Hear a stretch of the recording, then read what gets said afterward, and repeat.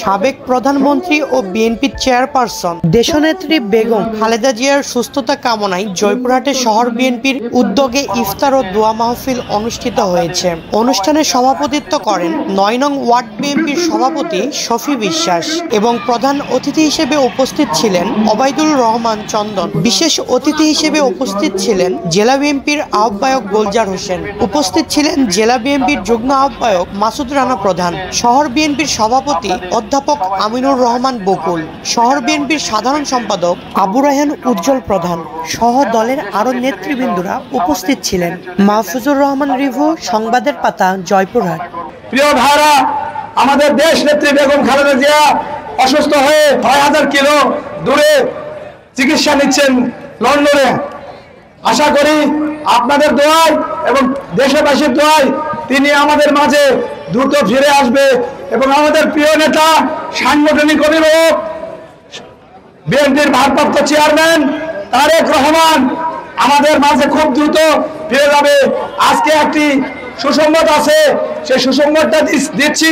সেটি হলো আমাদের প্রিয় নেতা দেশ নায়ক তারেক রহমানের বিরুদ্ধে যে মিথ্যা মামলা হুলিয়াছিল মহামান্য হাইকোর্ট এবং সুপ্রিম কোর্ট থেকে সকল মামলা ইতিমধ্যে প্রত্যাহার হয়েছে।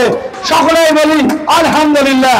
আমরা নতুন একটা বাংলাদেশ গড়তে যাচ্ছি, যে বাংলাদেশ বিনির্মাণে আমার নেতা তারেক রহমান বাংলাদেশের নেতা, যে আগামী দিনের প্রধানমন্ত্রী, তিনি একটা সৎ মানুষ চান, সৎ নেতৃত্ব চান, সৎভাবে চলার জন্য এই দেশকে গড়ার জন্য তিনি এগিয়ে নিয়ে যেতে চান।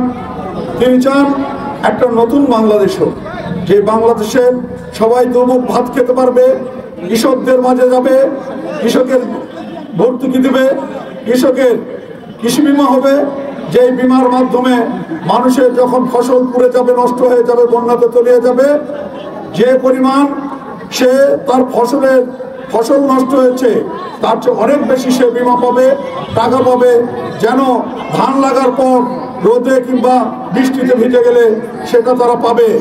আমাদের ৩১ দফা বাস্তবায়নের জন্য আমাদের যে ৩১ দফা ঘোষণা করেছে আমার নেতা তারেক রহমান, এখন এটা নিয়ে অনেক দল এবং বিশেষ করে তত্ত্বাবধায়ক সরকারের তারা বাস্তবায়ন করছে, কিন্তু তারা বলছে তাদের কনসেপ্ট না। আজ থেকে ২ বছর আগে আমার নেতা এই কনসেপ্টটা দিয়েছিল। ৩১ দফা প্রথমে দিয়েছিল, ২৭ দফা, এবং সকল দলের সঙ্গে এদেশের সাংবাদিক, মেহনতি মানুষ, শ্রমিক, নেতা যত কিছু আছে সকল দলের সমন্বয়ে ৩১ দফা ঘোষণা করা হয়।